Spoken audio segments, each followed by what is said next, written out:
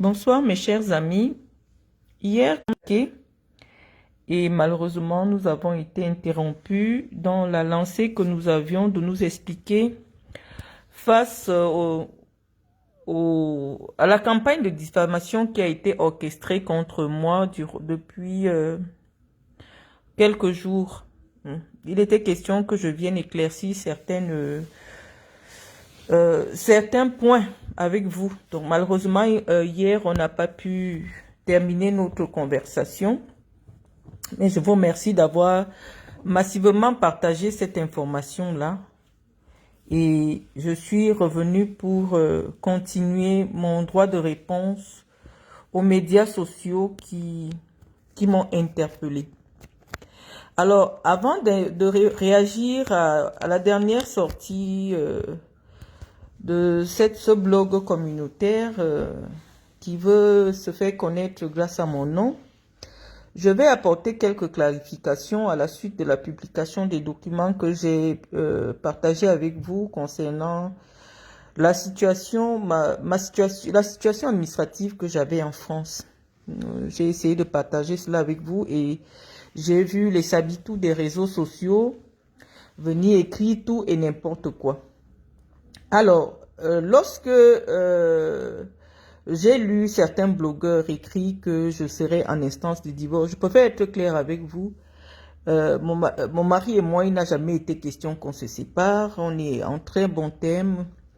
On vit notre vie. On a décidé de vivre notre vie hors des médias, hors des réseaux sociaux.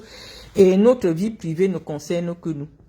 Donc, on n'a pas besoin de venir vous prouver qu'effectivement, je ne sais pas pourquoi ma vie privée est si croustillante pour vous et vous intéresse. Vous avez tout dit sur mon union, mais je me rends compte que elle fait beaucoup de mal à beaucoup de personnes, au point où chaque année, j'aurais besoin de venir me justifier ou de venir prouver que non, effectivement, je serai mariée, oui, je ne serai pas mariée. C'est depuis 2023 que les médias camerounais titrent sur mon divorce. Or, vous constatez que mon mari et moi, pour les fois que nous nous présentons en public, pour les fois que vous nous avez vus, je ne sais pas ce qui se passe avec vous. Que ce soit sur le plan administratif, que ce soit sur le plan de notre vie, qu'on ne partage pas avec vous, pourquoi ça vous intéresse autant? Pourquoi ça vous intéresse autant de savoir si je suis mariée ou non? Parce que ça vous fait mal. Et on constate que c'est de la pure sorcellerie. C'est de la pure sorcellerie, je comprends pas. Je comprends pas. Pourquoi vous vous obstinez? Ceux qui ne veulent pas écouter ce direct, essayez un peu de passer votre route. Donc, j'étais en train de vous dire, les amis, que moi, j'ai pas besoin de venir me justifier sur ma vie publique. Lorsque mon statut marital changera un jour, je pense que pour des raisons administratives, ce sera connu que je ne suis plus épouse de quelqu'un. Et même, je suis une personnalité publique, je ferai connaître le moment venu si je suis mariée, divorcée, veuve ou je sais pas trop quoi. Ça ne devrait pas être l'objet d'un débat. Donc, hier, je vous ai présenté parce que le post qui a été suffisamment partagé par des blogueurs que nous considérons dans la cybersphère comme étant des gens crédibles avec des informations, faisait état de ce que je serais en passe de perdre mon titre de séjour et donc sujette ou alors très prochainement sujette d'expulsion. Vous savez que j'utilise toujours ma propre actualité pour vous enseigner le droit. Parce que il y a des semi-lettrés sur les réseaux sociaux. Des gens qui ne savent pas tout. Des gens qui n'ont pas étudié le droit. La différence qu'il y a entre cela et moi, c'est que j'ai un certain niveau de connaissance qui me permet de pouvoir vous dire quelque chose dans plusieurs domaines.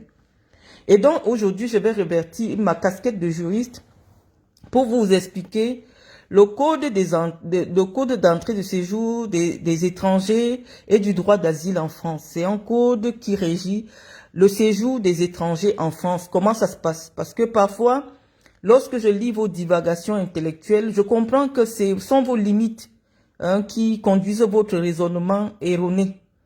Et donc, parfois, vous utilisez des choses pour bien comprendre. Et moi aussi, je m'en sers pour vous enseigner le droit. Alors, on va prendre un cas d'école parce que je sais qu'il y a beaucoup de juristes qui m'écoutent, des juristes qui sont au Cameroun qui m'écoutent. Lorsque vous êtes un étranger sur le territoire français, après 7 ans, après avoir résidé 7 ans en France, par exemple, où vous travaillez, vous pouvez solliciter une admission exceptionnelle au séjour. Ça veut dire que vous dites à la France, ça fait tel nombre d'années que je suis installé en France, je travaille en France, j'ai des sœurs en France, c'est ce qu'on appelle les attaches. J'ai des sœurs en France ou j'ai des frères en France et je voudrais avoir un titre de séjour. Ça, c'est la première possibilité d'admission au séjour. On appelle ça admission exceptionnelle au séjour, c'est-à-dire une personne qui ne correspond pas aux catégories de séjour vie privée ou autre, vous sollicitez la préfecture et la loi, elle est claire en la matière. Elle dit qu'une personne qui justifie de 7 années de présence sur le territoire français peut prouver qu'elle a des attaches en France. Et les attaches, c'est quoi? C'est tes frères, c'est tes sœurs, c'est tes cousins. Il faut apporter tout ce que tu as comme attache en France et tu sollicites la préfecture et elle te délivre un titre de séjour au motif de l'admission exceptionnelle au séjour sur le territoire français. Ça, c'est la première phase. Et parce que lorsqu'on parle du droit, il faut toujours assortir soit d'articles ou de cas pratiques. Et donc, je préfère prendre mon cas pour vous expliquer tous ces contours de la loi qui régit l'immigration en France. Moi, je suis arrivé en France en 2004 à la suite d'une formation académique. Qu'est-ce que la loi dit en France? Que lorsque vous êtes diplômé de l'enseignement supérieur, c'est-à-dire que vous avez fait 4 ans d'études en France ou 5 années d'études en France, vous pouvez demander la nationalité française. Voilà ce que dit la loi. C'est-à-dire, dès que vous avez étudié en France, vous avez vécu en France pendant 7 ans, vous êtes diplômé de l'enseignement supérieur, vous avez le droit de demander la nationalité française. Et pour vous expliquer un cas d'école, je prends par exemple le cas de Serge Anango. Serge Anango est français, pas parce qu'il s'est marié. Non, parce qu'il a étudié en France et il vit en France depuis plus de 5 ans. On lui a donné la nationalité française. Et de nombreux Camerounais qui ont eu la nationalité à la suite de leurs études ou de leur formation en France, voilà la voie par laquelle ils passent pour avoir la nationalité française, parce que c'est la loi. Donc, nous avons déjà évoqué 2 voies par lesquelles un étranger peut être admis à la régularisation ou à la nationalité française. La loi en matière de naturalisation, elle est claire. Dès que vous prouvez que vous avez déjà vécu 5 ans en France, que vous travaillez en France depuis 5 ans, vous avez le droit de demander la nationalité française. Si votre extrait de casier judiciaire est vierge, si vous travaillez, vous êtes quelqu'un à la bonne moralité, on vous donne la nationalité. Ce n'est pas sorcier. Et donc, lorsque des gens font des spéculations sur la possibilité d'un retrait de titre de séjour à une personnalité qui est non seulement légalement mariée à un Français, parce que lorsque je vous publie la convocation de la préfecture de Loire-Atlantique pour l'entretien d'assimilation. Vous êtes nombreux à ne pas savoir c'est quoi l'entretien d'assimilation en vue de la naturalisation. Et je vais vous expliquer comment ça se passe et pourquoi c'était nécessaire que je vous fasse comprendre que voilà l'étape que j'ai déjà franchie en France. La convocation à l'entretien d'assimilation fait suite à l'acceptation de votre demande de votre dossier de naturalisation. Et pour que votre dossier de naturalisation soit accepté, La préfecture vérifie que vous remplissez toutes les conditions pour le motif pour lequel vous sollicitez la nationalité. Parce qu'il y a plusieurs motifs, je vous ai déjà cité au moins 3 motifs pour lesquels quelqu'un peut solliciter la nationalité française. Il y a peut-être un 4e motif que je n'ai pas évoqué ici avec vous, c'est le fait d'avoir vécu près de 25 ans en France et d'être âgé de 65 ans. Vous pouvez aussi accéder à la nationalité française. Donc, moi personnellement, je remplis au moins 3 conditions pour demander la nationalité française. Mais la particularité de la nationalité du conjoint français est que c'est une nationalité de droit. Ça veut dire que c'est une nationalité qui est obligatoire parce qu'elle est inscrite dans la loi. Cette nationalité-là, ce n'est pas le préfet qui juge. Le préfet constate seulement qu'effectivement, tu remplis les conditions. C'est pour ça qu'on appelle ça par la nationalité par déclaration. C'est-à-dire que c'est toi qui informes la France que, au terme de tel article de la loi, j'ai déjà fait 4 ans de mariage, parce que la loi dit qu'il faut faire 4 ans de mariage, il ne faut pas que la vie commune soit interrompue, et tu demandes la nationalité française qui est de droit, c'est-à-dire obligatoire pour la France pour te donner. Et quelque chose aussi qui est de droit, c'est le titre de séjour du parent d'enfant français. Lorsque quelqu'un est parent d'enfant français, son titre de séjour ne peut pas être débattu parce que c'est un titre de séjour de droit. Dès lors qu'il prouve que l'enfant français est sous sa responsabilité. Et je vais vous expliquer la logique de cette loi. Ça dit que en France, par exemple, les petits Français ont des droits. Or, tant que le petit Français est mineur, pour que lui, il ait ses allocations familiales que la France lui paye, son parent qui a sa responsabilité doit avoir les papiers. C'est pour cela que les papiers du parent d'enfant français mineur sont des papiers que aucune préfecture ne peut refuser. Sauf si elle motive par le fait que toi, tu ne gardes pas, c'est pas toi qui as la responsabilité de l'enfant. Voilà la seule condition pour laquelle la préfecture peut dire non, l'enfant habite chez sa mère et tu n'as pas apporté les preuves que c'est toi qui gères l'enfant. Donc, tu n'as pas les papiers par rapport à ton enfant. Parce que je sais que vous voulez souvent savoir comment ça se passe. Donc, lorsqu'on évoque le mariage, la nationalité par le mariage, parce que c'est la seule nationalité qui est de droit. La nationalité du conjoint, c'est-à-dire que c'est le conjoint qui informe l'administration que je dois déjà devenir française. Et l'administration, avant de te convoquer, vérifie qu'effectivement tu remplis les conditions. Mais l'une des conditions sine qua non à l'acceptation de votre admission, de votre dossier, c'est que vous devez être au moment de la demande détenteur d'un titre de séjour. Ça signifie qu'en février 2025, lorsque je suis convoqué, je suis bien détentrice d'un titre de séjour.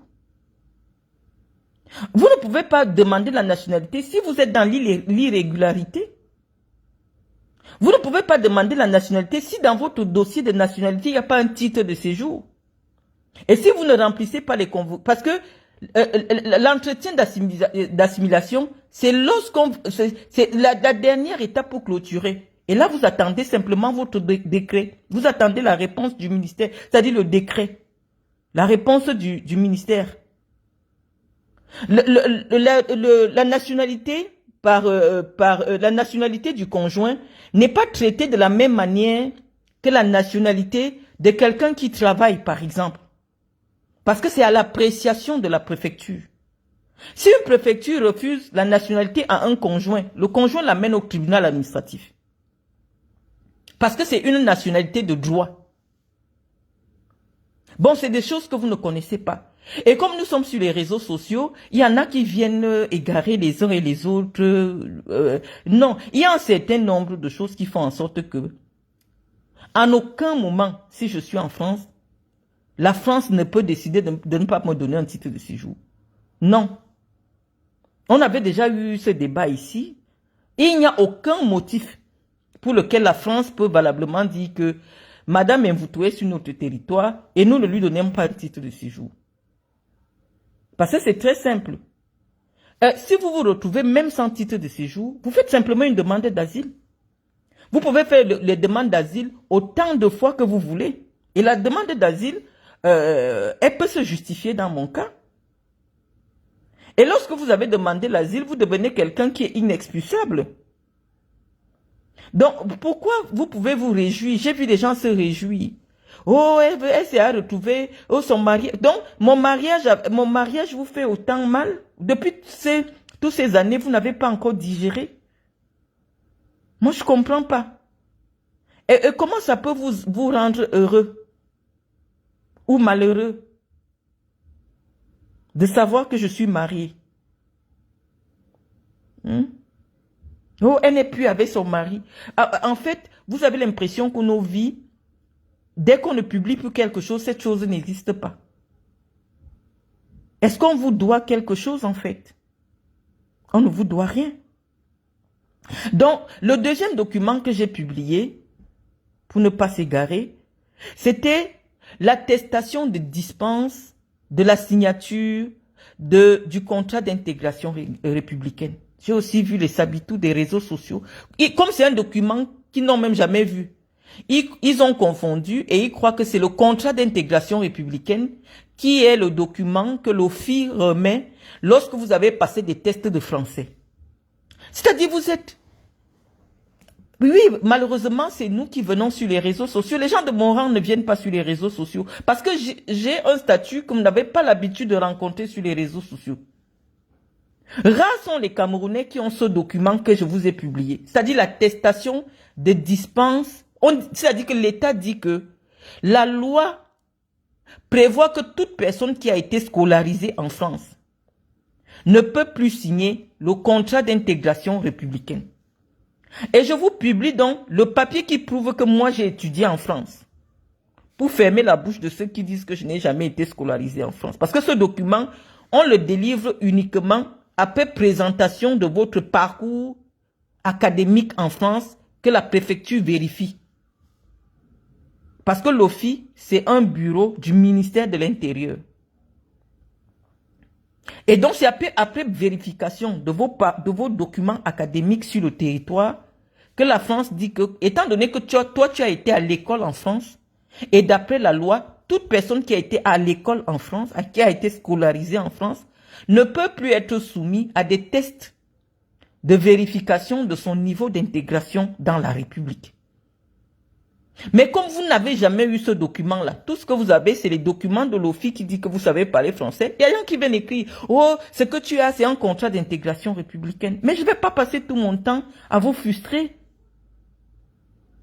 Je ne vais pas passer tout mon temps. C'est simplement pour vous prouver que, en août 2025, parce que, on ne se lève pas pour aller faire ce document de l'OFI. L'OFI vous écrit, l'OFI vous convoque. Vous êtes régulier en France.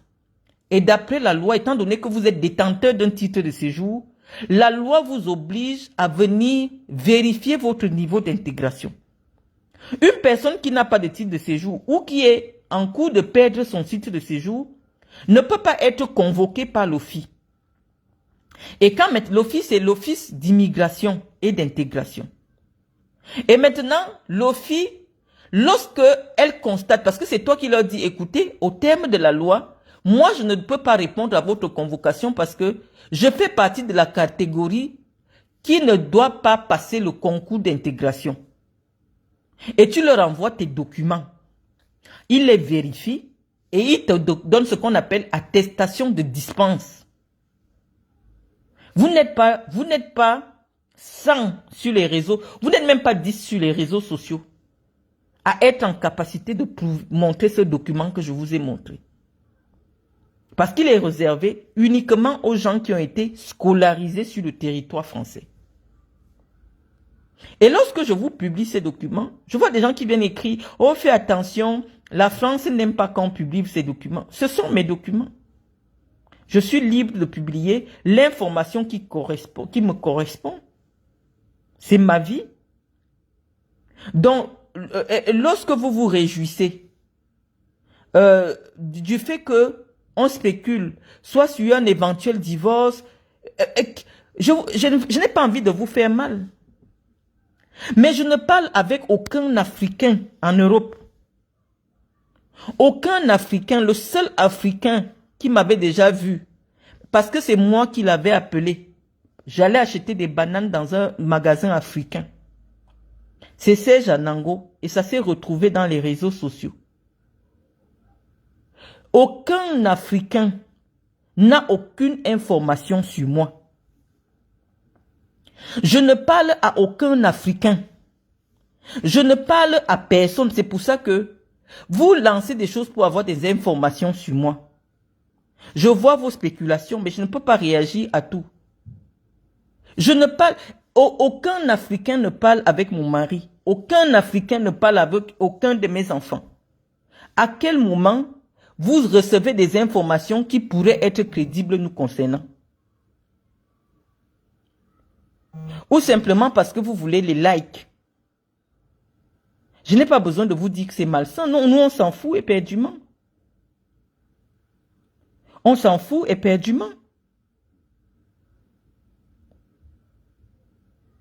Mais pour garder votre crédibilité, vous devez peut-être... non, mais expliquez-nous comment ça se passe, parce que on peut continuer à publier les documents. Comment une personne qui est reçue pour son entretien d'assimilation, ça veut dire que son dossier de nationalité a été accepté. Et donc maintenant la France, elle est en procédure. L'entretien d'assimilation fait suite à l'acceptation de votre dossier. C'est-à-dire qu'on vérifie que vous remplissez les conditions des gens qui doivent demander la nationalité par ce moyen. Et donc, on vous convoque à l'entretien d'assimilation.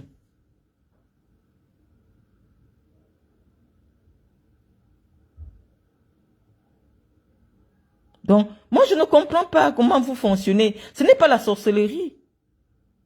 Hein? Ou ça vous fait mal de savoir que, oh, Marlène, vraiment, hein? Donc, désormais, non. À un moment donné, je vous ai expliqué que chacun construit sa vie comme il peut. Construisez vos propres vies. J'ai vu des gens avec qui je n'ai même jamais eu des problèmes, comme la tontinade Marcel. Dit oui, quand les gens construisent leur vie en château de cartes, il faut pas être surpris que quand ça tombe. Donc, mon petit mariage que j'ai eu là, avec mon petit blanc là, donc ça vous fait mal à ce point-là? C'est ça que vous appelez vie en château de cartes? Mais comment vous êtes malsain entre vous comme ça?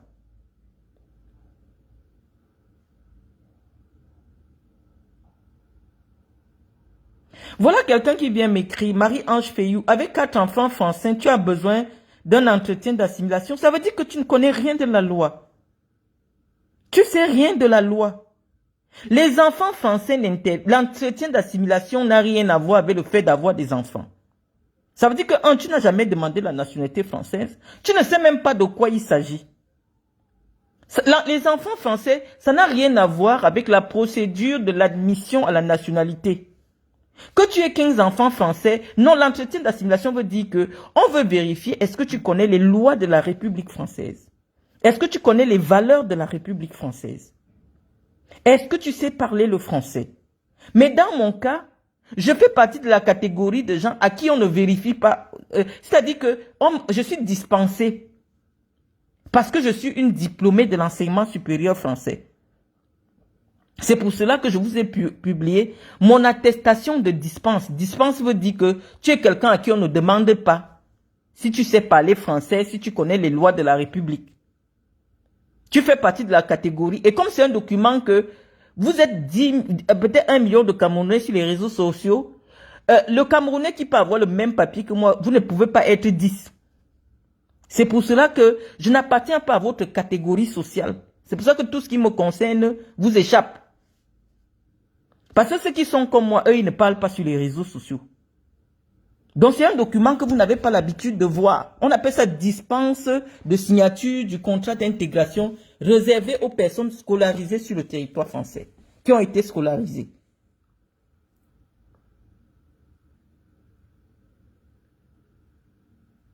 Donc, je peux comprendre pourquoi vous priez pour ma déchéance. Qu'est-ce que je fais de particulier qui vous frustre? J'ai lu la publication de Sandy de Boston.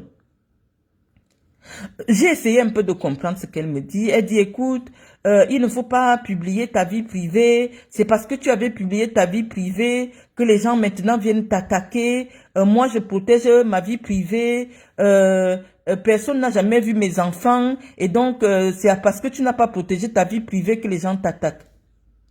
J'ai lu la publication de Sandy de Boston qui est... oui, elle est sur les réseaux sociaux. Elle a souvent eu à m'interpeller de manière à la limite méchante. Je n'avais jamais compris ce qui nous opposait. Donc, soi-disant qu'elle soutenait Camto. Oui, je l'ai vu publier des documents qui concernaient... Non, elle a été... oui, je ne comprenais pas la nature de notre combat. Je vais te répondre, Sandy de Boston. Toi et moi, au niveau de l'image, nous ne sommes pas la même catégorie.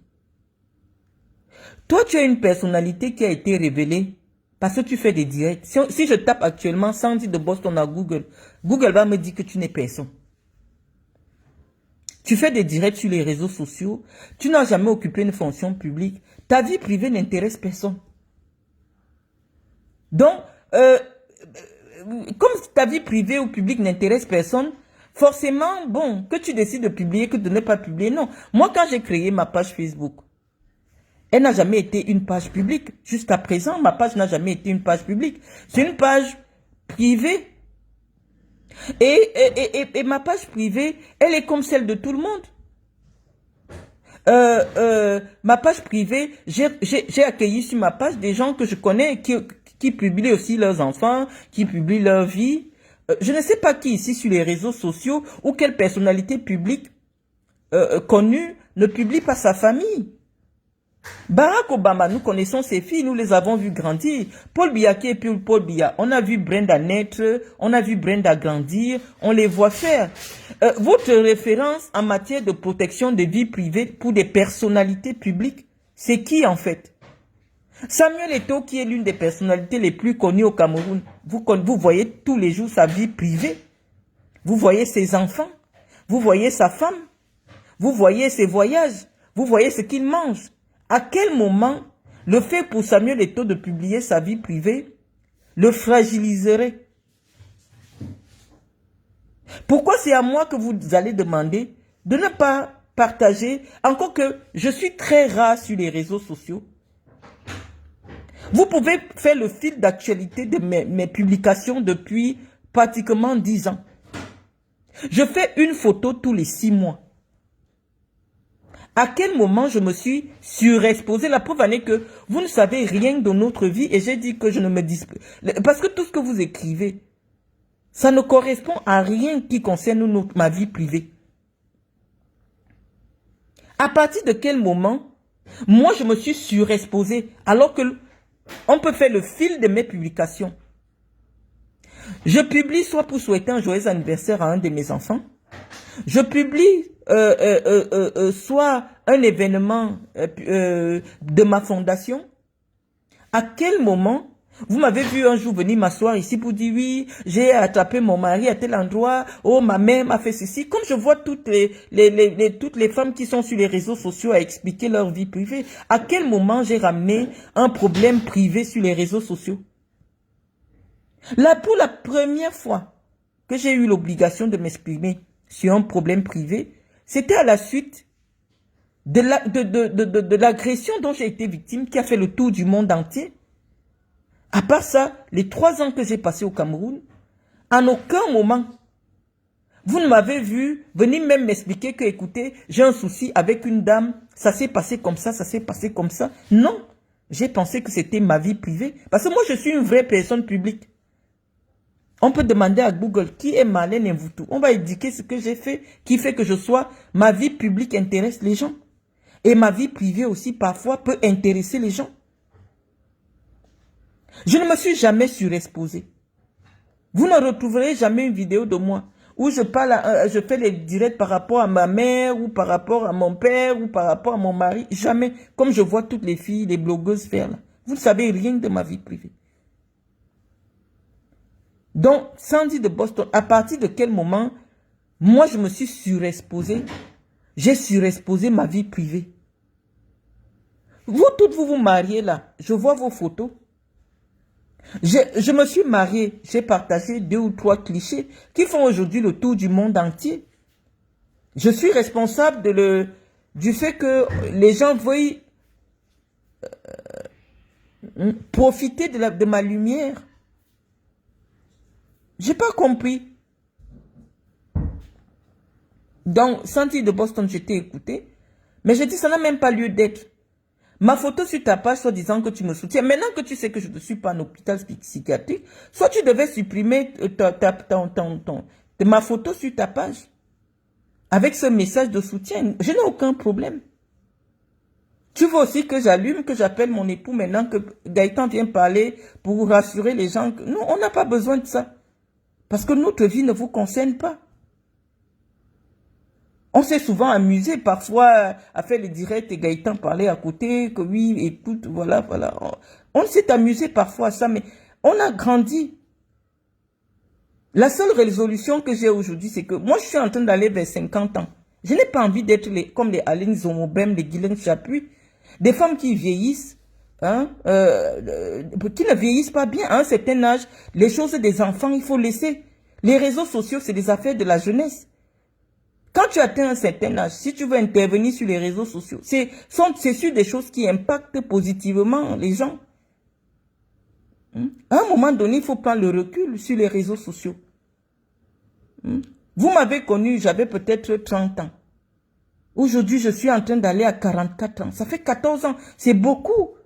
Ça fait près de 14 ans que je suis dans la vie publique camerounaise. Mais à un moment donné, lorsque la maturité vient, il y a une autre façon de communiquer. La preuve, dès que vous ne me voyez plus dans ma vie privée, vous spéculez. Les choses de la jeunesse, je ne peux plus les avoir, hein, c'est-à-dire à l'aube de la vieillesse. On est en train d'aller dans la vieillesse. Moi, je ne veux pas être une vieille de 50 ans qu'on voit sur les réseaux sociaux. Je suis en train d'aller à 50 ans là.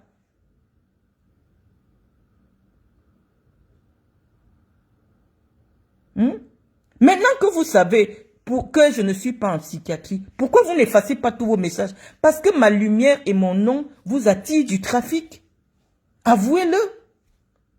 Quelqu'un fait déjà le direct pour vous dire non, ça n'a pas été. Tu me soutiens maintenant par rapport à quoi? Si ce n'est pas la sorcellerie, Sandy. Efface ma photo, efface la publication. Elle n'a pas lieu d'être. Les gens doivent comprendre que c'est mon étoile dont vous avez besoin. C'est mon nom que vous avez besoin pour... Vous avez besoin de mon nom pour exister. Quelqu'un vous dit, a déjà donné des preuves. Écoutez, je n'ai pas de problème de papier. Je n'ai pas de problème de mariage. Je n'ai pas de problème de santé. Mais la publication avec ma photo en grand est toujours sur ta page avec 500 likes. Si ce n'est pas la sorcellerie, c'est quoi? Quand tu reçois une information et la personne demande l'information, tu supprimes simplement la publication. En quoi ma photo sur ta page Sandy est encore pertinente avec ton message de soutien?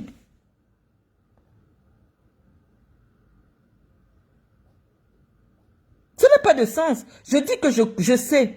Je suis la plus référencée parmi vous. Lorsque vous sentez un peu la baisse de trafic dans vos affaires, vous venez me chercher pour déclencher l'algorithme.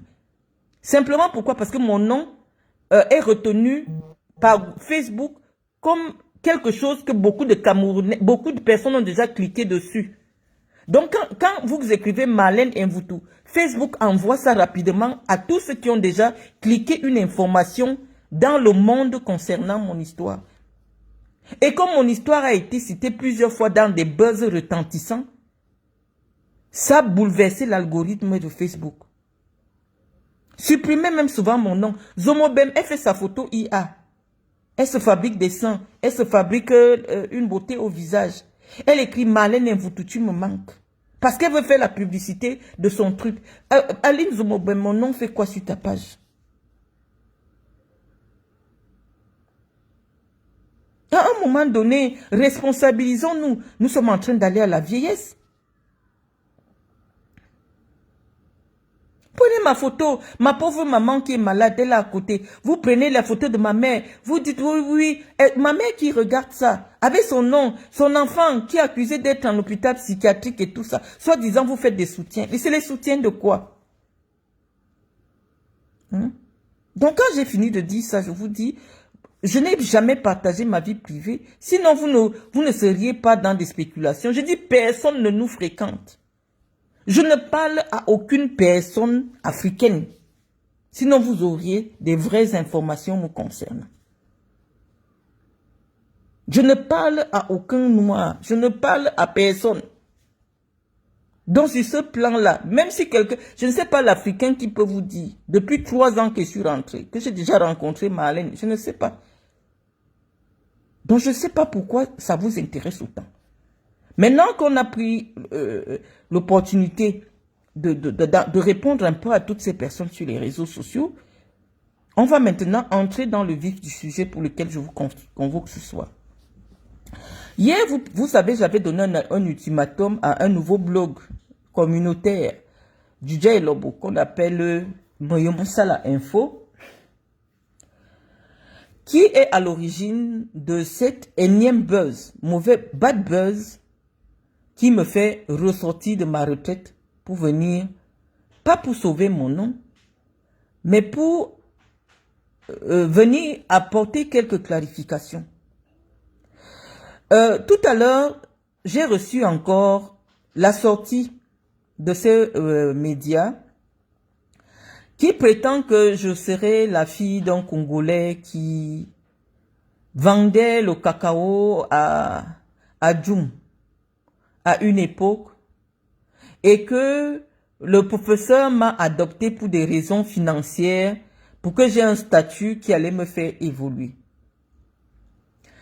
Donc, je vais répondre de manière claire. Ma mère à moi est en vie. Ma mère n'est pas décédée. Ma famille, si ma mère est arrivée à Djoum, parce que ma mère est de Sanmelima. Ma mère, le village de ma mère s'appelle Mekam, Yebay, à 12 km de Sanmelima. Ma mère n'est pas de Djoum. Ma mère étudiait lorsqu'elle rencontre mon père, le professeur Mendozé. Elle étudiait à Notre-Dame, à Sanmelima. Lorsqu'elle tombe enceinte, elle part continuer sa scolarité parce que sa famille, c'est-à-dire ma grand-mère maternelle, elle est la fille du chef fondateur du village qu'on appelle Nkoula Fundek, qui s'appelle Ondjoua. Et elle va donc vivre chez son oncle, qui est soit le premier maire de la ville de Djoum. On appelait Ondjoua Jean-Gustave. Tous ceux qui savent, c'est chez Ondjoua Jean-Gustave que ma mère habite.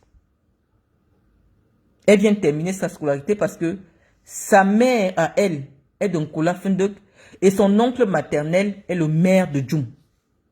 C'est-à-dire le grand frère de sa maman. Ma famille n'est pas une famille inconnue. C'est-à-dire, Mnyoko Ondjoua, qui était l'un des plus riches de la ville de Djoum, est le petit frère de la mère de ma mère. La famille de ma mère, tout le monde nous connaît à Djoum. Et tout le monde sait qu'il n'y a jamais eu un Congolais qui achetait le cacao à Djoum.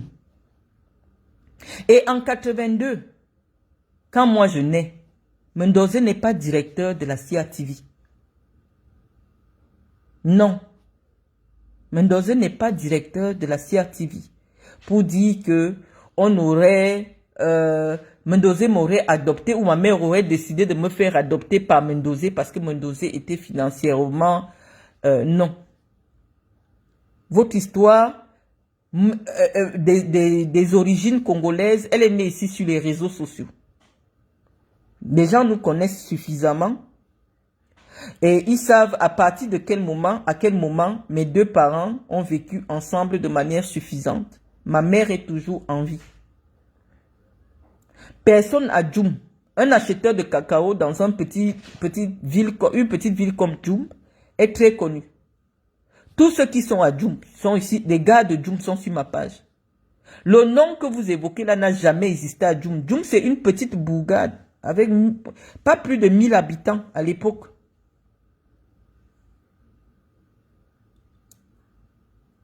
Donc, votre histoire ne tient pas la route. Mais ce qui nous interpelle ici et pour lequel j'ai répondu, c'est que pourquoi vous voulez enlever à Mendozé sa filiation en ce qui me concerne? Et j'ai bien compris votre histoire lorsque vous avez commencé à dire « Oh, la fille adoptive ». C'est pour cela que je vous ai proposé que désormais, lorsque vous écrivez aussi sur Franck Biya, essayez aussi de dire « Franck Biya, le fils adoptif de Paul Biya ».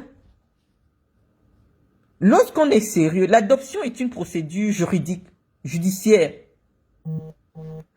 qui est couronnée d'une décision de justice. À quel moment vous avez vu Mendozé aller m'adopter dans un tribunal? Moi, je veux comprendre. Pourquoi vous m'attribuez, vous collez mon nom forcément à celui de Mendozé? Parce que c'est Mendozé qui est le problème, le caillou sous la chaussure de ceux que vous venez soutenir. Je suis dans mon coin, Mendozé sort d'où? Dans votre publication. Et maintenant, vous voulez prouver que, en fait, j'aurai un parent congolais? Non. Personne ne connaît ce nom à Djoum. Ce monsieur, ça n'a jamais existé. Un monsieur congolais qui achetait du cacao à Djoum, ça n'a jamais existé. Ça n'a jamais existé. Ma mère, à l'époque, quand ma mère m'accouche, il y a 20 ans d'écart entre ma mère et moi. Mon père avait 39 ans, ou peut-être 42 ans, parce qu'il est en 44. Ma mère et mon père ont 14 ans d'écart.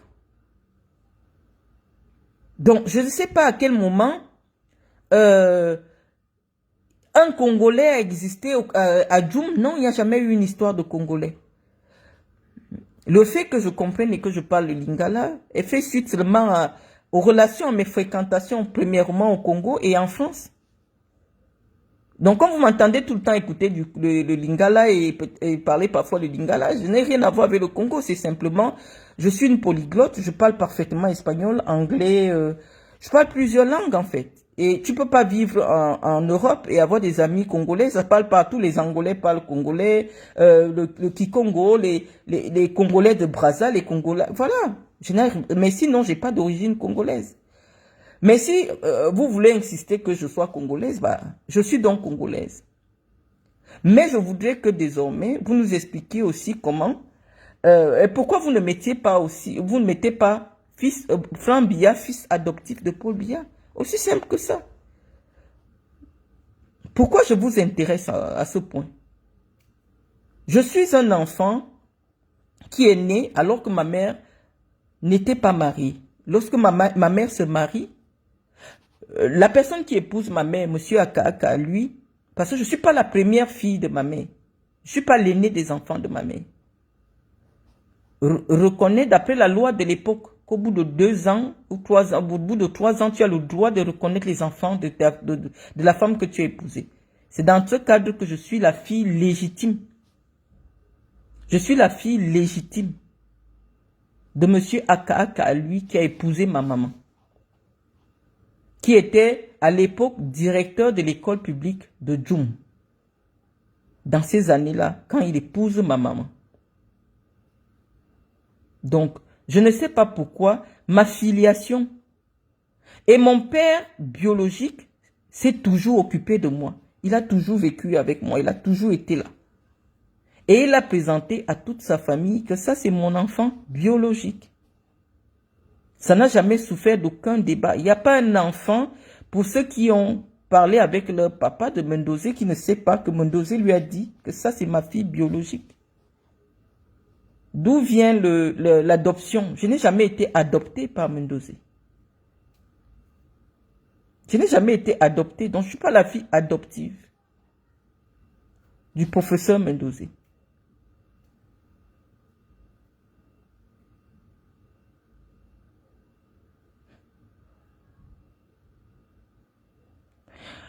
Lino Menza me dit, tout cela vient toujours de tes frères pour au départ t'éloigner de la succession. Quelle succession? Je n'ai jamais demandé. Je vous ai dit que tout ce que mon père devait me donner, il a remis à un de mes enfants. Tout ce que mon père devait me donner appartient à un de mes enfants.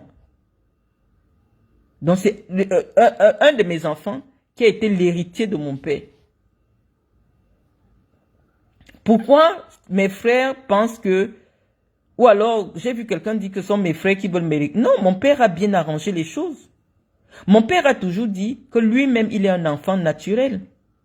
Lorsque vous voyez les gens de Moyomo Sala réclamer, je veux dire, l'appartenance de mon père à Moyomo Sala, c'est simplement parce que le grand-père de mon père était de Moyomo Sala. Mon père même a été un enfant naturel. Là où il a construit, c'est l'endroit où sa mère est partie en mariage. Mon père était un enfant naturel. Et lui-même, en tant qu'enfant naturel, il dit qu'il n'a jamais, il disait toujours qu'il ne fera jamais de différence entre ses enfants. Parce que lui-même était un enfant naturel. Mendoza, le Z qu'il porte là, c'est le nom c'est le père de sa mère qu'il a reconnu. Donc mon père n'a jamais eu de problème d'enfant légitime, l'enfant naturel, non. Mon père savait qui portait son sang parmi ses enfants. C'est les hommes d'un certain âge. Tu ne peux pas venir lui attribuer un enfant.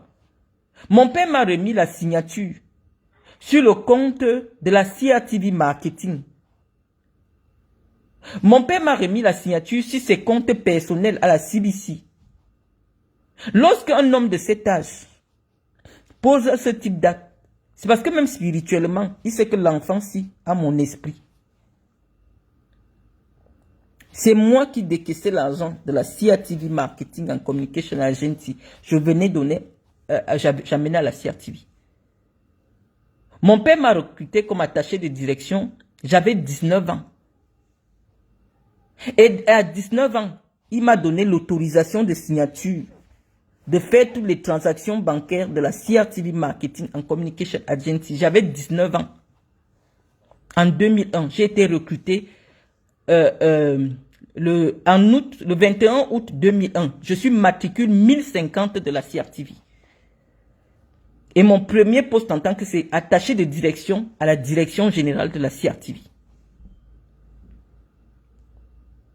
Et après cela, je suis devenu cadre commercial à la CRTV Marketing and Communication Agency.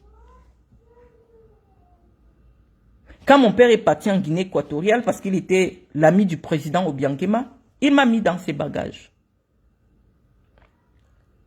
Quand mon père vient en France, il me met dans ses bagages. Et toutes les personnes qui ont rencontré mon père, il leur a toujours dit, c'est ma fille biologique. Gérard, qui est mon frère, vous pouvez lui demander.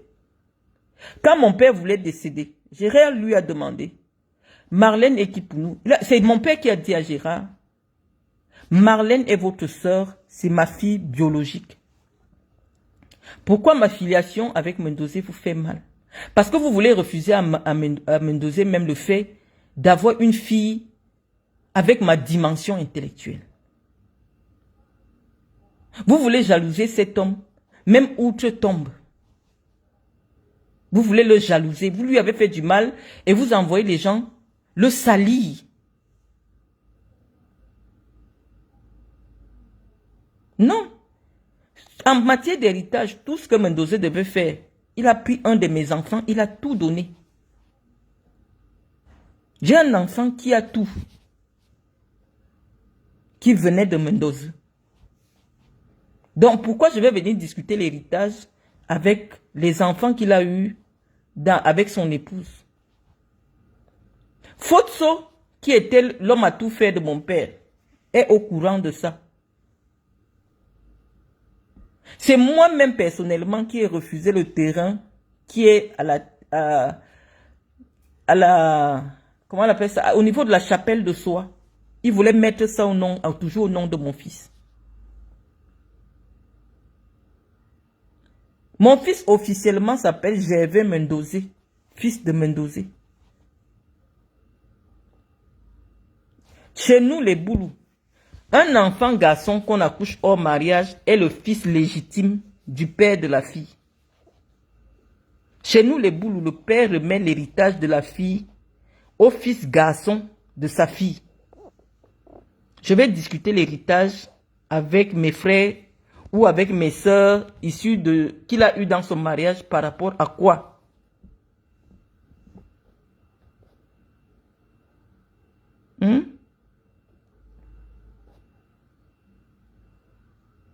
Ce sont des histoires, tout le monde peut aller vérifier maison de santé Épinay-sur-Seine. Je sais qu'Épinay-sur-Seine, c'est d'abord où?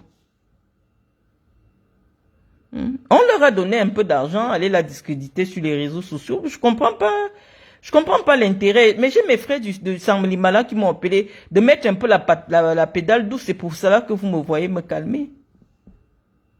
Je vous dis que si dans l'espace public, pour que quelqu'un ait la légitimité de parler de son pays, on cherche sa filiation, oui, expliquez-nous de manière claire. Je vais commencer à interroger aussi toutes les filiations de tout le monde. On va interroger les filiations de tout le monde, toute personne publique. Qu'est-ce qui lui donne la légitimité de parler? Chez les Boulous, c'est la personne qui est Boulou. Ma mère est 100% de Sammelima. Ma mère qui m'a accouché, dont vous ne pouvez pas nier, elle est de Sammelima. Mon père est de Sammelima. Et vos histoires de toujours dire tel est le père de tel. Vous étiez dans les chambres avec ces personnes quand ils étaient nus et que c'est la femme qui connaît le père de son enfant. Et ma mère est en vie. Moi, ma mère est en vie. Voilà la chance que j'ai. Mes deux parents légitimes sont en vie.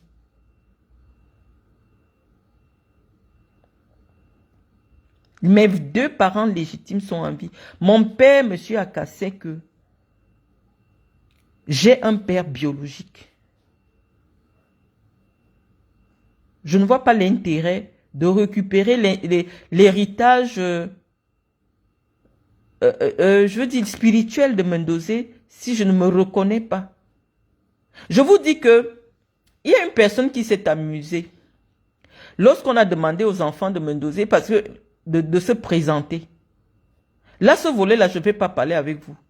Si je n'avais pas le sang de Mendozé, lorsque je me suis placé dans la cour des Esseux à côté du corps de Mendozé, c'est que je ne suis plus en vie. Parce qu'en ce moment-là, on appelle les esprits et les ancêtres. Ceux qui connaissent quand on va danser les sani. J'étais dans la cour des Esseux, qui savent que spirituellement, je suis la fille de Mendozé. Et vous ne savez pas ce que j'ai reçu de mon père. Ça vous fait mal?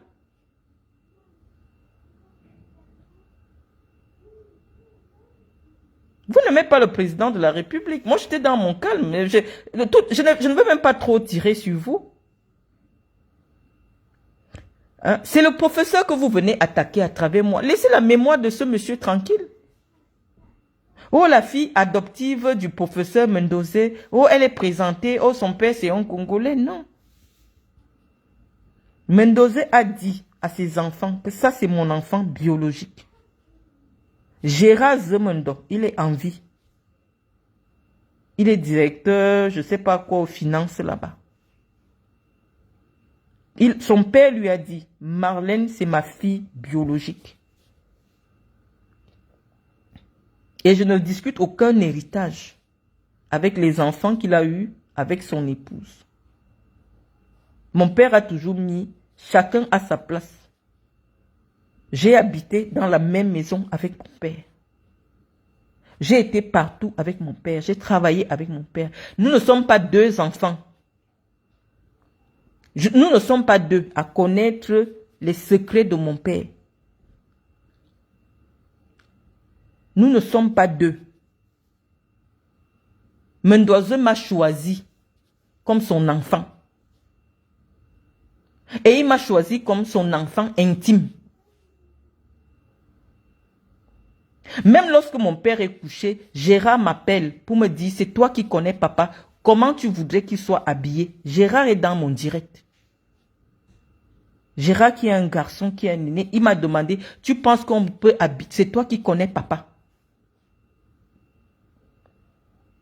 L'intimité avec mon père faisait que les mauvaises langues disaient, oh c'est sa femme, oh parce que on ne comprenait pas ce que je faisais avec mon père, des heures et des heures au Bukaru à deux. La seule personne qui faisait rire mon père, c'est moi. J'ai été très proche de mon père, j'ai travaillé avec lui. J'ai été avec lui dans sa vie privée.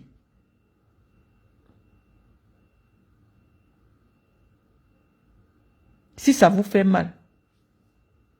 C'était les hommes d'un certain âge. Tu ne peux pas venir tromper quelqu'un que ça c'est mon enfant. Il va regarder, que ce soit sur le plan spirituel ou ce soit... Non, ce n'était pas des enfants, spirituellement.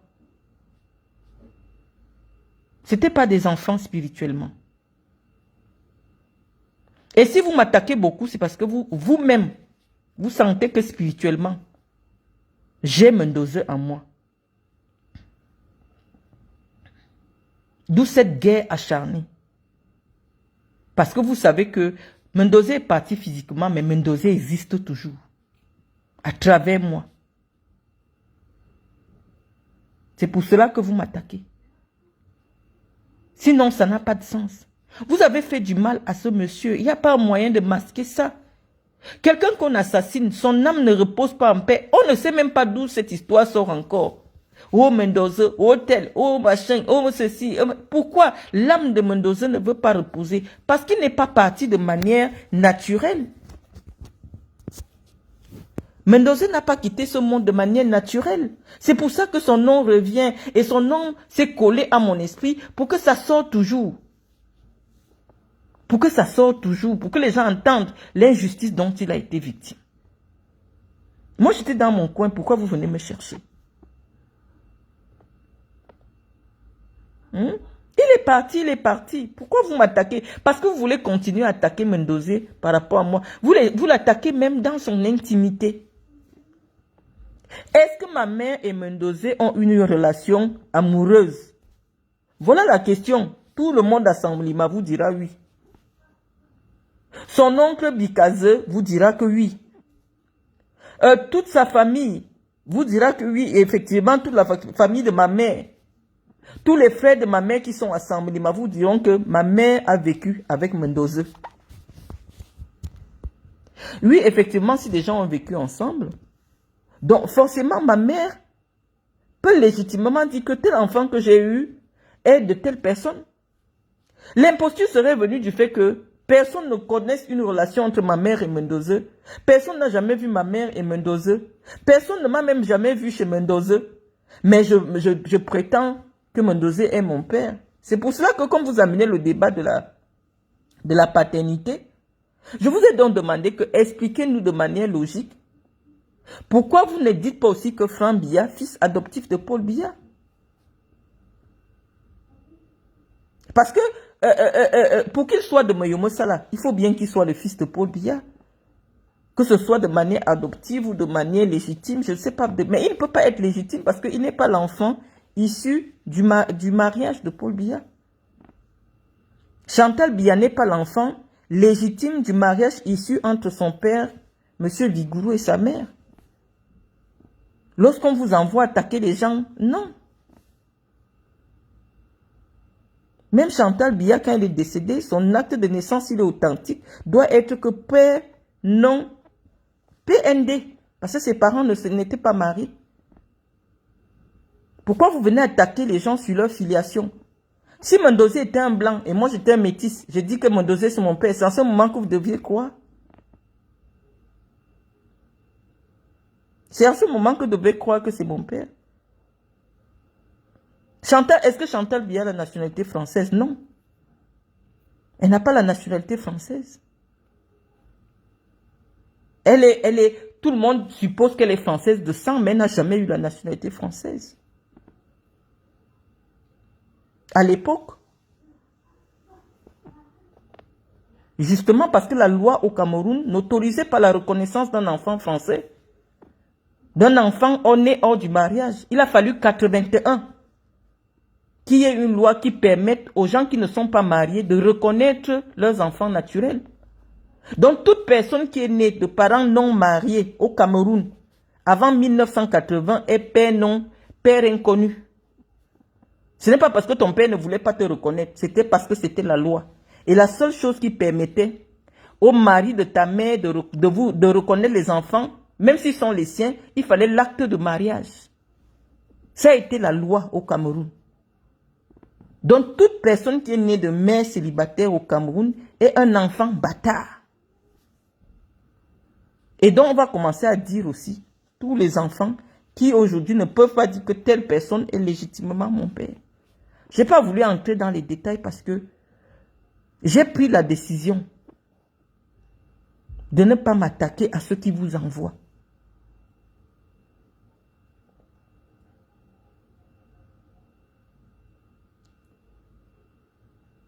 Je ne mets pas les caméras, je viens pour parler avec ceux qui ont l'habitude de m'écouter.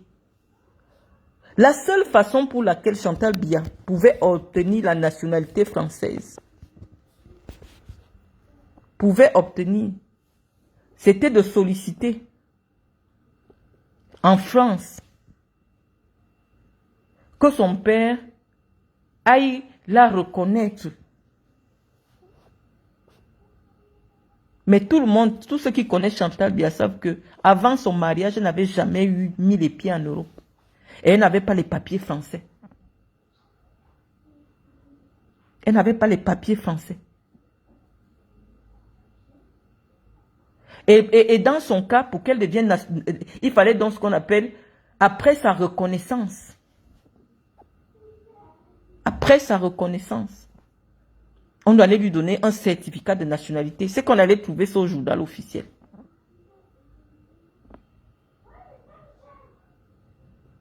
Il y a eu une loi aux enfants. De nombreux métis qui sont au Cameroun, là, ils n'ont pas les papiers européens. Pourquoi? Parce que la loi ne permettait pas à un Européen qui n'est pas marié à une Camerounaise de reconnaître ses enfants. Donc ne venez pas déranger les gens avec les affaires de paternité, non. La loi aurait permis à mon père de faire la reconnaissance, il n'y aurait pas eu de problème. Mais la loi a empêché à plein de gens de ne pas reconnaître leurs enfants s'ils n'étaient pas dans les liens du mariage avec la maman. C'était la loi. Mais nous, dans la tradition boulou, on dit que l'enfant de quelqu'un, mona ce comme bien, mona ne venton. C'est-à-dire, dès que tu as élevé quelqu'un, c'est toi qui prenais cet enfant en charge. Qui a élevé cet enfant? C'est ton enfant. Ça devient ton enfant. Et c'est pour cela que mon propre père, le professeur Mendozé, a toujours considéré le mari de sa mère, qui est de toi, comme étant son père. Parce que c'est lui qui l'a élevé. Et c'est pour cela que, valablement, Franck Biya est le fils de Paul Biya. Parce que c'est Paul Biya qui l'a élevé. Maintenant qu'il y ait des liens de sang ou pas, non, c'est le fils de Paul Biya. Maintenant, sur le plan juridique, on peut commencer à questionner. Et on peut dire beaucoup de choses. Mais je préfère fermer cette parenthèse et dire que Franck Biya est le fils de Paul Biya. D'après nos traditions boulou.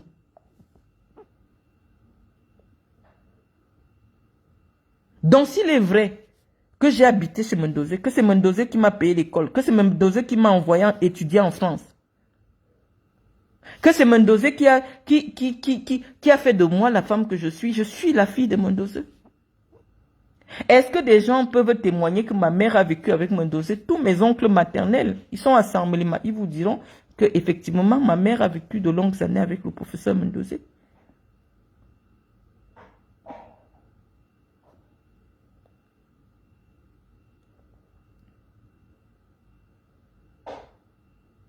Voilà Fan Bondi qui connaît. Donc pour commencer à développer des choses sur les gens,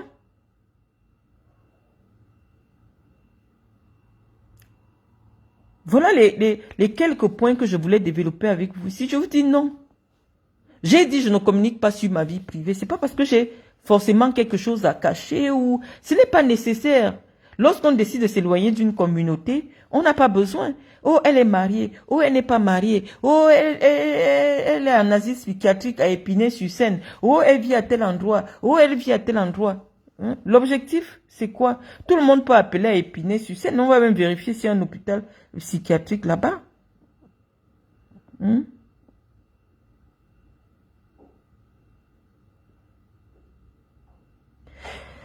Je vois Lino Mensa qui dit, mais est-ce qu'à un moment donné, il y a certains combats qu'on n'abandonne pas? Mes frères petits, pourquoi ils me combattent? Qu'est-ce que je leur ai fait? Je suis dans mon coin. Je suis dans mon coin. Si mon père n'est pas mon père, il est le père de mon fils. Il est le père légitime de mon fils. Personne ne peut, sur le plan du droit, venir me dire que je ne peux pas réclamer quelque chose qui concerne Mendoza. Mon fils s'appelle Mendoza Gervais. Mon fils s'appelle Mendoza Gervais. Mais je vous dis, c'est mon père. Ça vous fait mal. Comment vous pouvez habiter avec quelqu'un? Vous marchez avec quelqu'un. Vous êtes intime de quelqu'un. Il lui arrive ce qui est arrivé à Mendoza. Et vous ne voulez pas que je me plaigne publiquement de ce que vous avez fait à ce monsieur. Il y a des gens que vous défendez là, que vous n'avez jamais rencontrés. Mais vous les défendez quand même.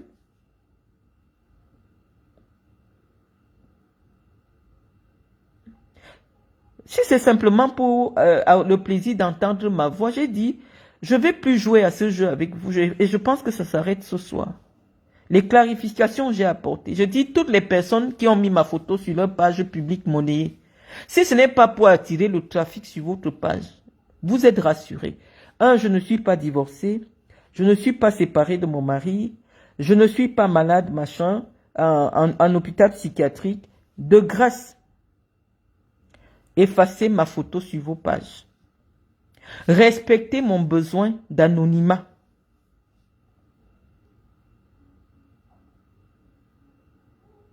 Respectez mon besoin d'anonymat, Sandy de Boston.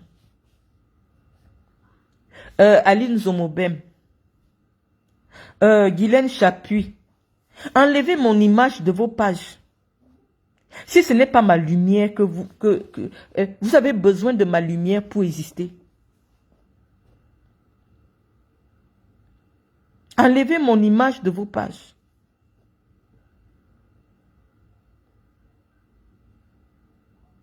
Et même si on veut être cohérent, pourquoi je serais à Épinay? Pourquoi j'irai à Épinay? Moi, je ne comprends pas. Hein? Toute la haine, c'est-à-dire que j'ai hérité de l'intelligence de Mendoza. Pas seulement, mais j'ai hérité aussi de tous ses ennemis, de toute sa haine. Quelqu'un qui a passé le temps à San Melima, à vous payer l'école.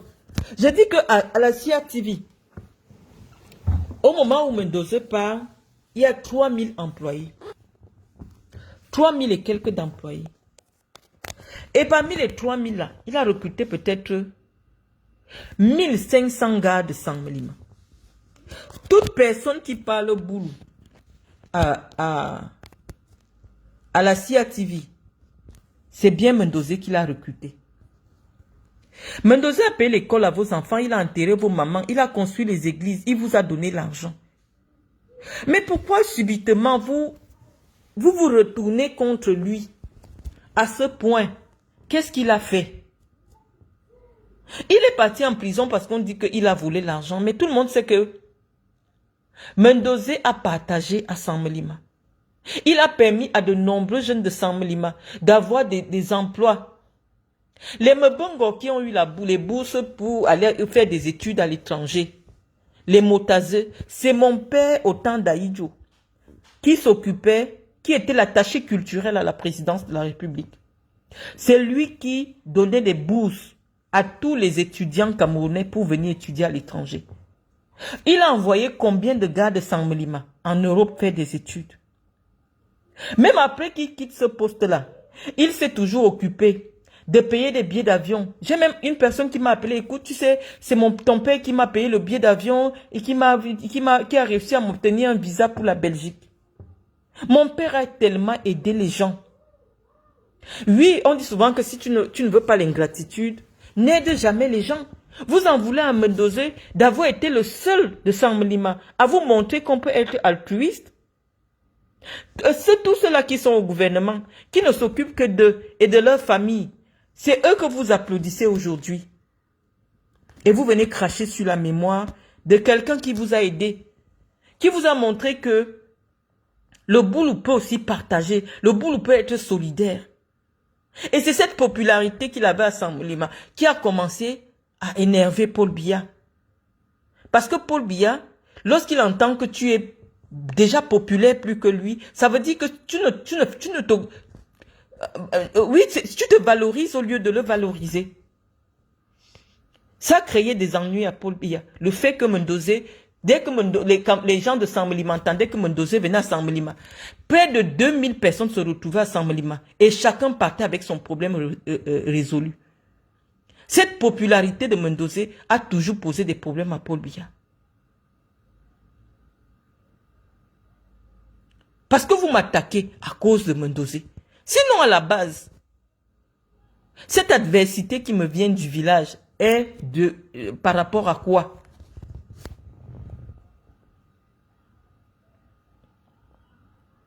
Combien d'étudiants à qui Mendoza payer des études? Pourquoi vous venez attaquer? Si vous ne pouvez pas être reconnaissant, laissez-le reposer en paix. Moi, je savais bien que l'attaque, quand la personne a commencé, fille adoptive de Mendoza, oui, c'est parce que vous voulez salir la mémoire de cet homme-là. C'est lui la cible, ce n'est pas moi.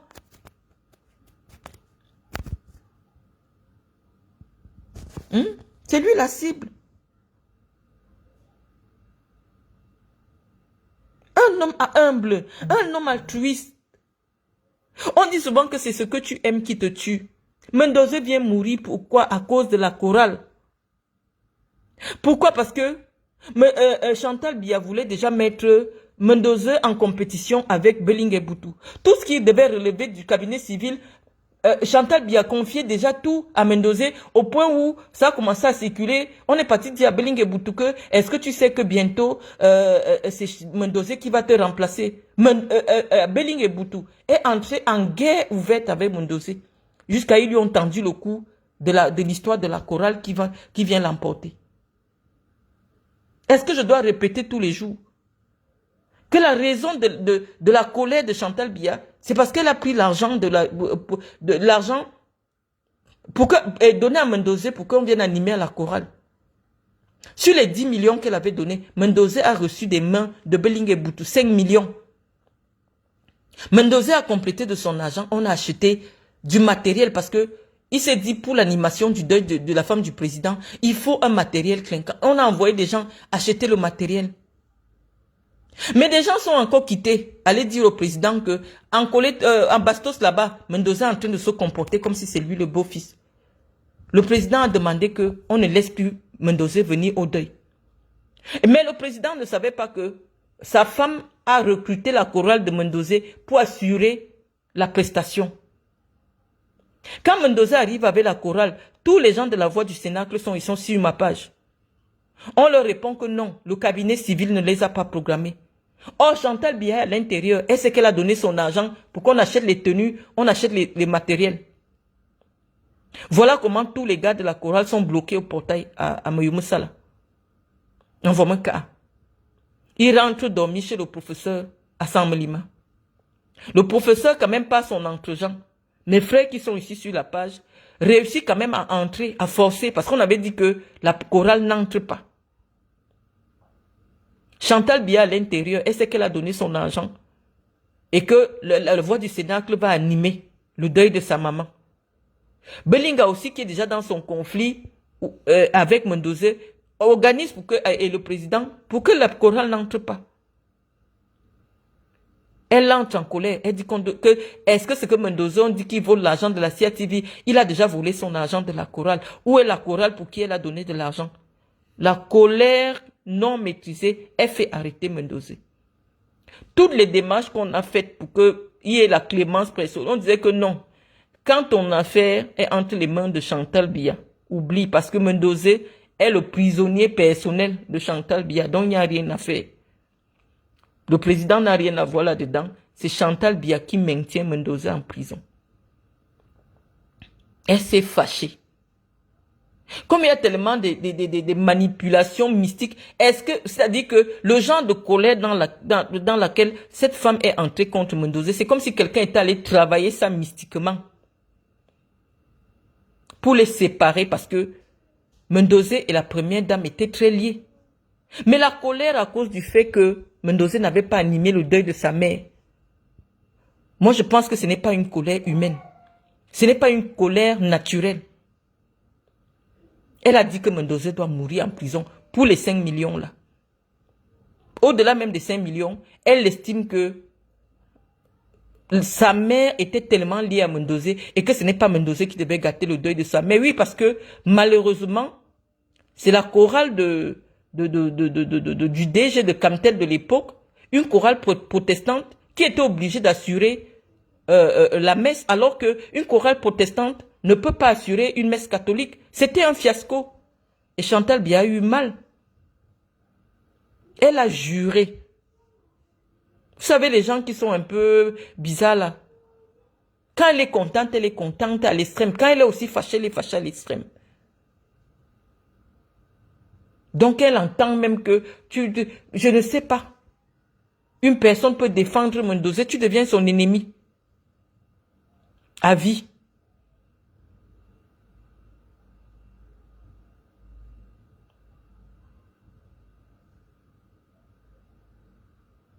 Donc, cette colère-là, cette séparation entre les deux-là, pour moi, elle n'était pas humaine.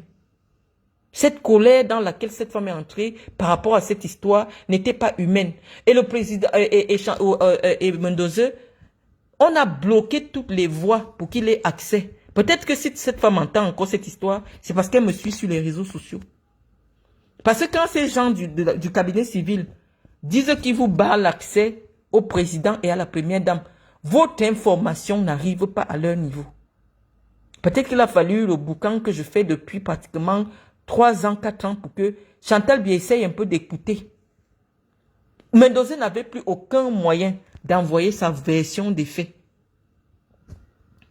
à la première dame. Non, non, tu peux pas savoir, c'est une question de principe. Si tu peux pas animer, ils avaient animé en Coléton. La chorale a animé chez la maman de Chantal Biya à Bastos. Donc elle savait qu'ils vont aussi animer. Parce qu'elle aimait, c'était comme sa chorale a titré.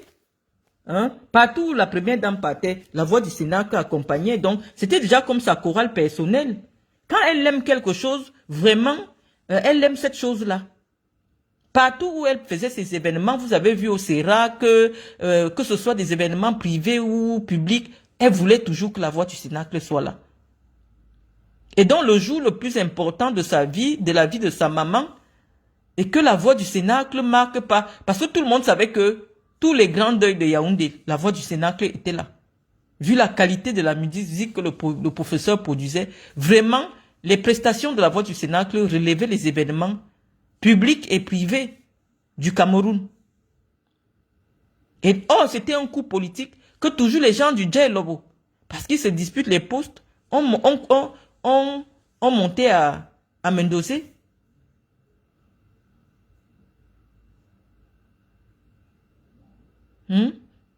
Et comme il avait reçu l'argent, elle est rentrée dans une colère noire au point de dire que lui doit aussi, comme sa mère est décédée, lui aussi doit décéder et en prison. Ça peut peut-être vous surprendre que la gestion de votre pays se fasse comme, je sais pas.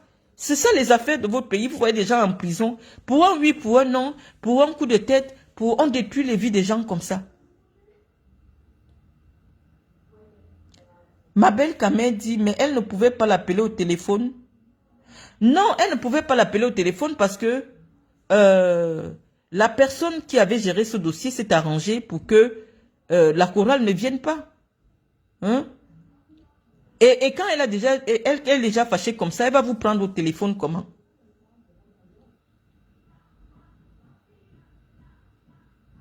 Voilà tout le problème. C'est-à-dire la colère noire dans laquelle cette femme est entrée. Et comme je vous dis, les gens qui sont un peu comme s'ils sont autistes là, quand il est content, il est content. Quand il est fâché, il est très fâché. Si on lui dit même que, ah, est-ce que tu sais que c'est telle personne, c'est Marlène Mvutu, elle soutient son père. Non, tu deviens automatiquement son ennemi. Moi, je connais la vérité. Je sais ce qui s'est passé. Les choristes de la voix du Cénacle savent qu'ils sont bien arrivés à Moyomo Sala. Mais au portail, le protocole a répondu que vous n'êtes pas programmés. Ils sont rentrés.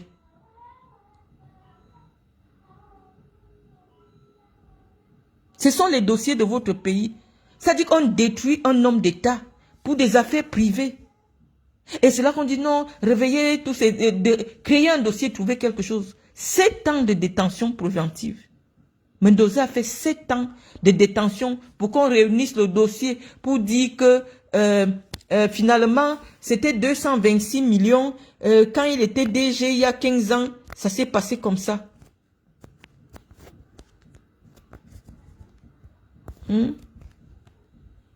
C'est un peu ça. Voilà comment on détruit les grands hommes d'État là. Il n'y a pas un problème de détournement de finances et tout ça. Les gars comme les messieurs comme les Nguinefa. On crée une histoire sur Nguinefa. On part raconter, on dit que Nguinefa a arraché la femme du vieux Moudiki. Voilà la vérité qui soutient son arrestation. On le prend, on peut enfermer 15 ans. Est-ce qu'on a établi la relation?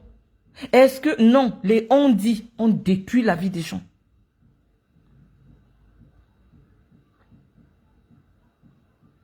Mais eux, c'est des politiciens, ils supportent, ils acceptent. Mais on ne peut pas détruire toute l'élite d'un pays comme ça. On dit que non, il sort avec la femme de Moudiki. Et donc on doit le punir. Est-ce que vous les avez vus ensemble? Non. Mais parce que quelqu'un veut détruire l'avenir d'un jeune, on crée une histoire comme ça, on pose sur sa tête. 15 ans de prison. On dit que tu as volé l'argent. On dit que tu as détourné l'argent. C'est-à-dire, tout l'argent qui est détourné dans les services, comme tu es responsable, c'est toi. Et tu pars en prison. 25 ans, 15 ans, on a détruit toute l'élite du Cameroun de cette manière. Laissez son âme reposer en paix. Des histoires aussi dramatiques. Vous les verrez, on va vous raconter plein de choses. Il y a des versions officielles. Mais quand vous êtes dans ces milieux-là, il y a aussi la version officieuse pour laquelle on décide de couper la tête de quelqu'un. Je vous dis, pour le cas de Mendoza, c'est une affaire de la chorale. Il n'y a pas autre chose. Au-delà de la chorale, le président de la République le calculait déjà. À cause de sa très grande proximité avec la première dame. Il perd son poste de directeur général de la CRTV parce que on peut dire au président qu'il a fait stopper le cortège de la première dame pour remettre les albums. Or, c'est elle qui a fait arrêter le cortège parce qu'elle attendait les albums de la visite des premières dames au Cameroun. C'est comme ça qu'il perd son poste à la CRTV. À l'époque, il y a certaines choses que le président ne tolérait pas. À l'époque. Donc voilà. Tout ce que tu vas raconter, ça n'a pas de sens. C'est Mendoza que vous voulez continuer à attaquer, c'est pas moi. C'est pas moi. Mais je viendrai toujours rétablir la vérité. Je suis pas une actrice politique. Je n'aspire pas à quelque chose. Je ne serai pas candidate à une élection présidentielle après. Je ne sais pas, il n'y a pas d'élection. Pourquoi? Quel est l'objectif? Vous ne pouvez pas m'attaquer. C'est que je ne veux plus tomber dans ce piège parce que je sais de quoi je suis capable. Il y a mes frères qui m'ont appelé tout à l'heure. Parce que la trajectoire que je devais prendre avec vous, on ne devait pas s'en sortir.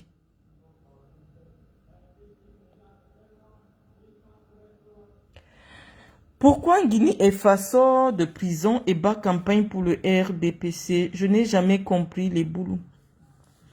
Les amis, vous ne connaissez pas les cercles du pouvoir. Lorsque vous avez flirté avec les cercles du pouvoir, tant que vous respirez, votre vie appartient à ces gens-là.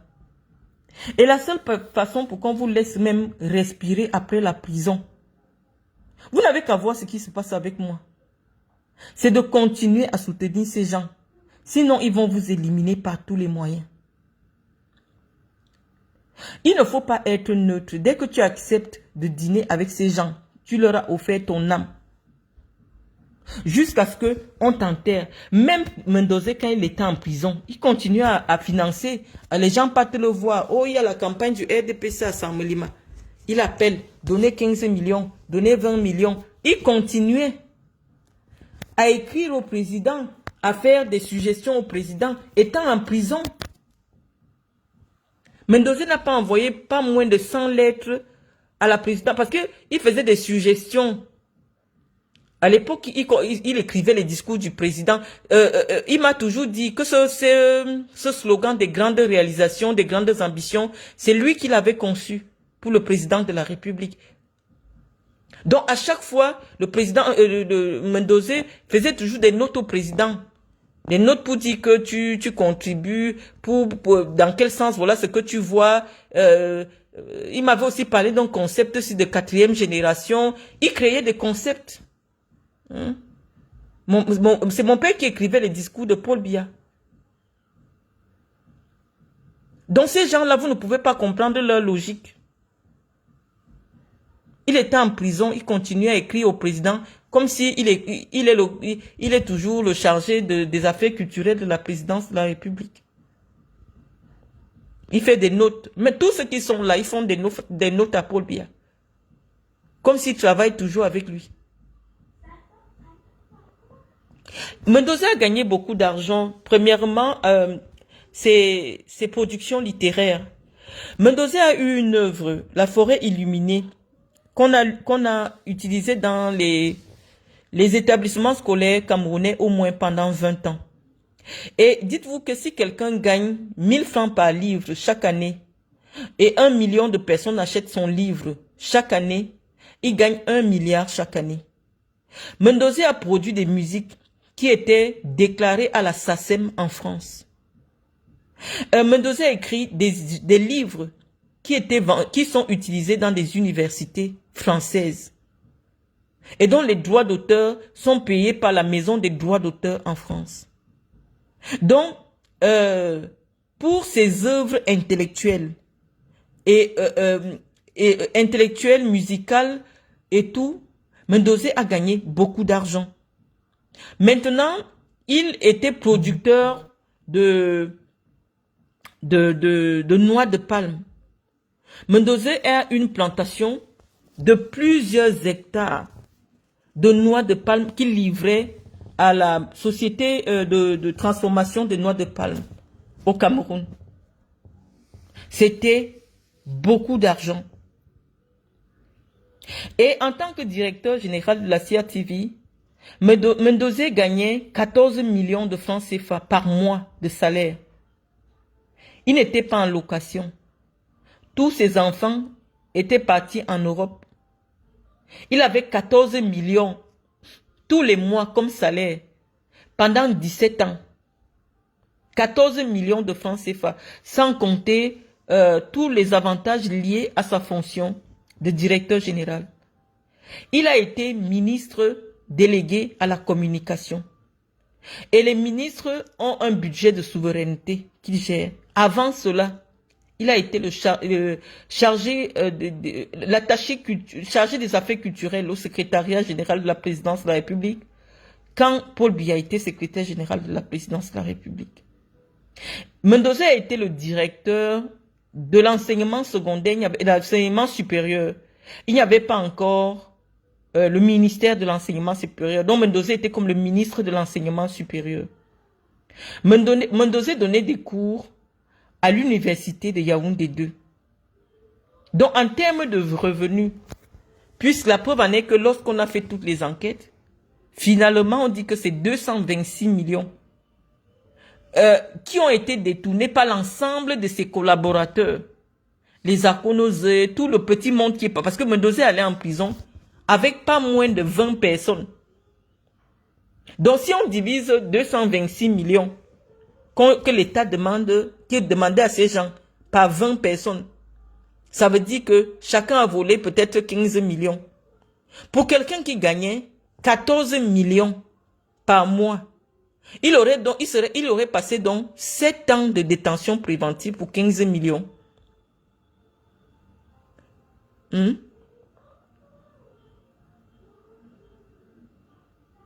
Donc, n'accusez pas les gens si l'État ne fait pas son travail. Comment vous faites pour que, à partir du premier million qui disparaît, il n'y ait pas un dispositif pour détecter les détournements? Mendoza n'a pas détourné. Mendoza était extrêmement riche parce qu'il travaillait depuis des années. Et en dehors de son travail de directeur général, ses productions littéraires, musicales, déclarées en France lui produisaient énormément de moyens. Mon père n'a jamais, malheureusement, je vais vous répondre très clairement. Les sectes, quand vous parlez de sectes, je vous dis déjà, mon père, il n'était pas franc-maçon. Mon père n'était pas un franc-maçon. Mon père n'était pas un rosicrucien. C'est ça que vous devez connaître. Et moi, je ne considère... Oui, si on considère que c'est la Rose-Croix et la franc-maçonnerie sont des sectes, oui, malheureusement, lui, il n'appartenait pas à ces cercles-là. Il n'appartenait pas à ces cercles. Mais il y a des cercles plus... spirituellement plus constitués que la franc-maçonnerie et la Rose-Croix, qui sont ces cercles de réflexion-là. Et donc, je ne sais pas à quel cercle il y a des gens qui ont la sorcellerie du village. C'est beaucoup plus dangereux que la franc-maçonnerie. Les sectes du village sont plus dangereuses que la franc-maçonnerie et la Rose-Croix. La franc-maçonnerie est réservée pour les intellectuels, pour réfléchir sur le développement humain, pour réfléchir sur la place de l'homme dans la société. Pareil aussi pour la Rose-Croix qui mène des réflexions sur l'existence humaine. Mais il y a des sectes plus pernicieuses que ces deux, très pernicieuses. Et donc malheureusement, il y a plusieurs personnes qui en font partie. Donc j'ai beaucoup échangé avec vous les amis. Je vais vous laisser le temps d'aller vous reposer. Et voilà, je ne souhaite pas que nous entretenions cela parce que il y a des gens qui cherchent simplement à exister. Je ne vais pas vous répondre. Comment tu sais ça? Je sais beaucoup de choses que je ne souhaite pas partager avec tout le monde ici parce que c'est pas tout le monde qui a des oreilles initiées ici dans ce groupe. Ce n'était pas l'objet de notre direct ce soir. Donc sur ce, je vous souhaite bonne soirée.